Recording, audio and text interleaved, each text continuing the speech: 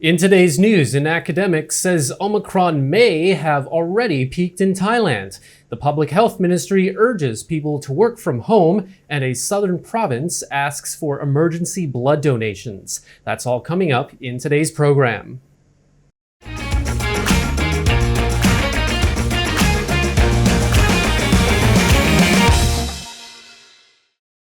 You're watching Thailand News Today, bringing you the latest top stories in Thailand and beyond.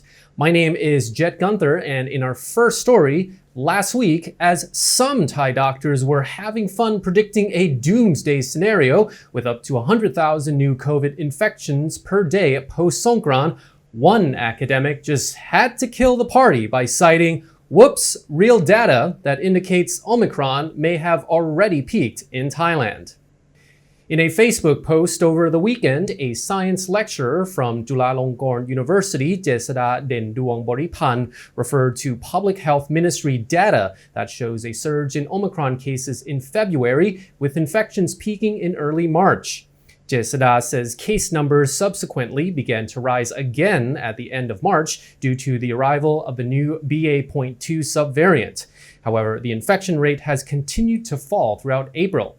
Hence, he said, we can confirm that the number of COVID cases in Thailand is currently on a downward trajectory in line with the global situation, which saw new cases peak 2 months ago before falling.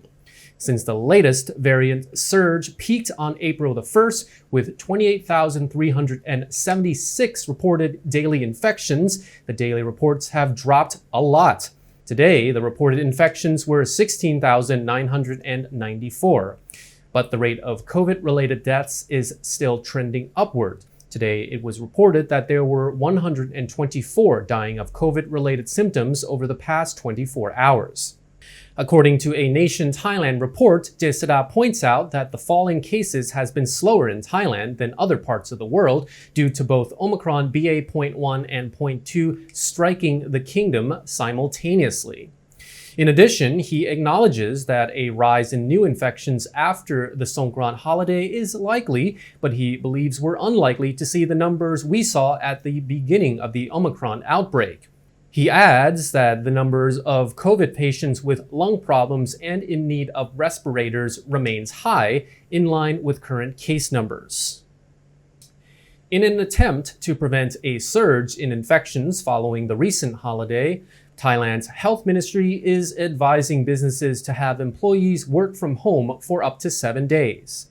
Chakarat Pitiyawong Anon from the Department of Disease Control says, quote, once the Songkran festival is over, the number of cases may increase by 20 to 30%.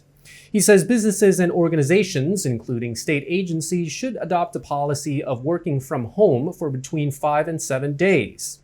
Employees are also being encouraged to self-screen often with an antigen test kit. Chakarat is also calling on people in high-risk groups to ensure that they get their vaccine boosters. These include people with underlying health conditions, those over the age of 60, and pregnant women.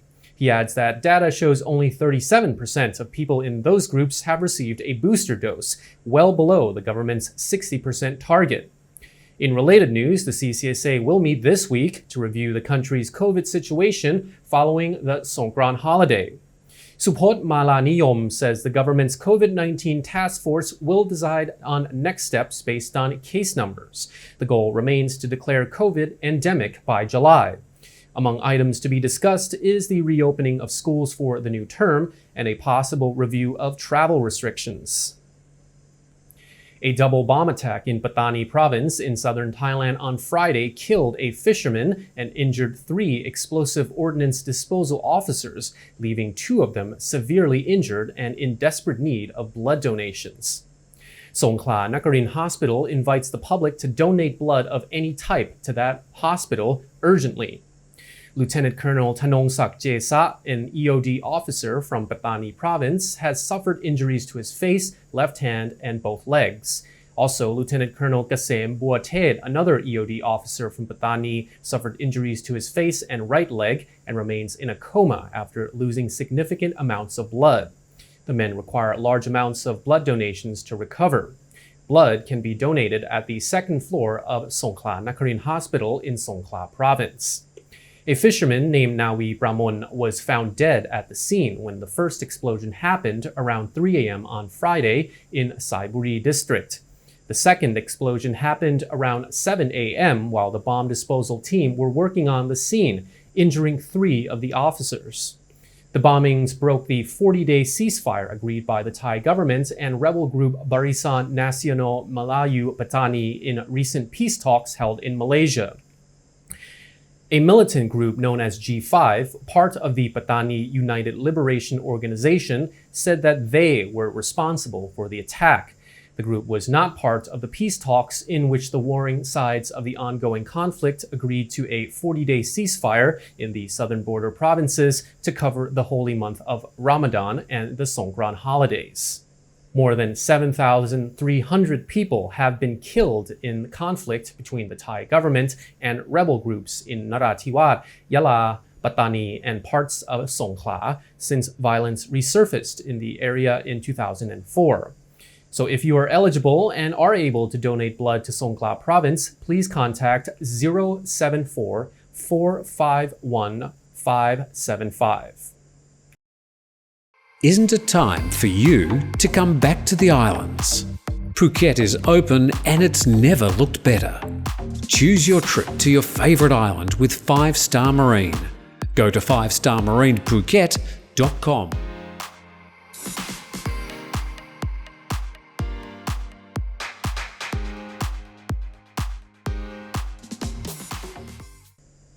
After a famous lawyer shared a video of a hotel that was operating a bar in Phuket that was open beyond the cutoff time and got it shut down, the bar staff have staged a protest on Bangla Walking Street.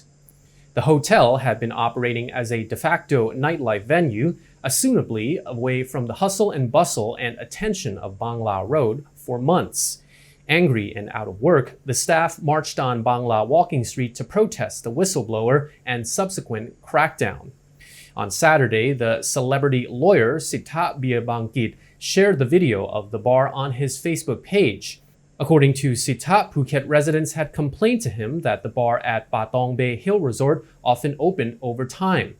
He said they had sought his help to expose the bar on social media because local authorities had done nothing about it. The lawyer then visited the site at 2 a.m. and recorded a video featuring crowds of partying tourists.